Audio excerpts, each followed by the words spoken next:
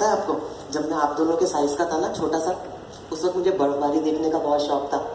मेरे पेरेंट्स मुझे मरी के टूर पे ले गए। 4 दिन का टूर था, बहुत एक्साइटेड था मैंने कहा आपको वो मजा करेंगे। पता है उन 4 दिनों में सबसे खास बात क्या है?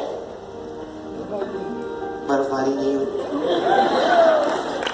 देखो यार, मरी में भी बर्फबारी नहीं हुई। ठीक है, जब होटल की आखिरी रात थी ना, मैंने अपनी चेयर खिड़की के साथ लगाई, बहुत देर तक आसमान देखता रहा, शिकायतें करता रहा। मैंने कहा ये सही नहीं हुआ।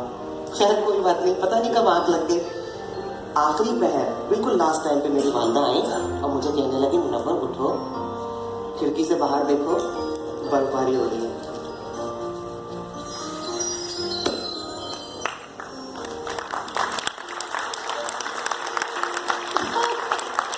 आपने देखी बर्फबारी? कोई बात नहीं, आज मैं आपको दिखा रहा हूँ ना, ये देखो ऊपर तक ये